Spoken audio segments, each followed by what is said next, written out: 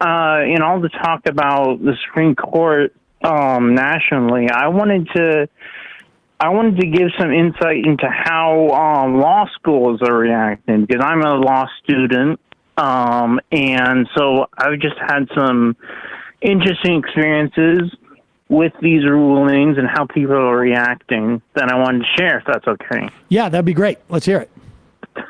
Yeah, so there's sort of a split in the law school. I'm not like one of the evil places like Harvard and Yale. I'd say we're significantly less evil than that.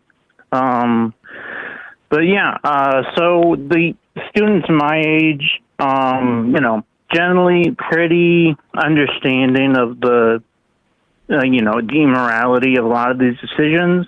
But you talk about like how Democratic politicians can be like institutionalists, and that's definitely a problem with professors. Like, right. Yes.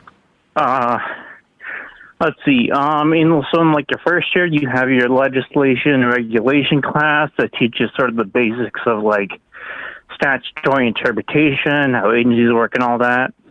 And one of my classmates commented that the professor of that class had to like sort of was telling everybody to stop criticizing the Supreme Court and questioning it so much, saying like, oh no, there are these rules that the Supreme Court's got to follow. They gotta, they have to have reasons for their decisions. They can't just make decisions arbitrarily. And we saw how that turned out. Well, Emma and I both have experience with this because, and particularly lawyers who are that, who are, I would guess, older, lawyers who have, invested in the law in the way that a professor has, they cannot, it would be the functional equivalent of a priest saying, there is no God. Yeah. There is no God. They can't say that because everything else crumbles after that. If they acknowledge that the Supreme Court is ultimately a political body that, in lieu of being elected, has created a series of rules that are in no way are they accountable to following those rules. And it's like, the only thing I can analogize it to is I saw a 4-day test match 30 years ago when I was in Australia, in Melbourne. I saw a 4-day cricket match. And they were telling me, like, in a 4-day match, time's out. And they were telling me the story that early on, and it was sort of like a novel. I don't know how novel it was at that time, but it was a new twist on cricket. And cricket doesn't have any time limits on it. It's really just like until you play it out, almost like 9 innings. But the 4-day test match does have a time limit on it because it's only 4 days. And cricket, people who know about cricket, please don't, cut me some slack here. But if I remember correctly, there was an attempt, I think, by an Australian bowler, I think they're called, instead of pitchers. And what you could do in cricket to prevent the other team from catching up, if it's a 4-day match, is you could roll the ball in, and they can't get hit.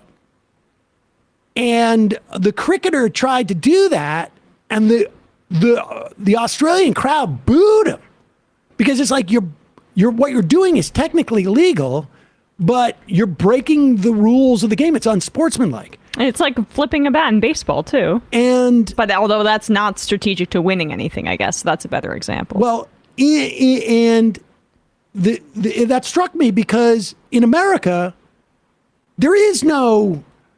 The fans aren't going to have a problem with you for being unsportsmanlike. Like you're not playing like a gentleman. If you win and you figured out a way to do it, in America, that's the American way. And the legal profession has always tried to pretend like it's above that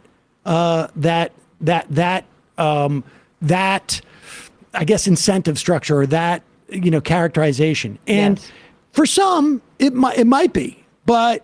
And at least for me, I've found that there's a dividing line between, particularly on this issue, women and older men, male lawyers, who it's much easier to sanitize and perceive it as priest-like when your rights are not necessarily being affected, and process and norms above all. And that in and of itself is a morality. That in and of itself has a beauty in it, as opposed to what the law is actually supposed to do for you. That is the thing that for me has given me agita in conversations with my father. And I know Sam's, we've had conversations, same thing with yours. But let's also be clear too.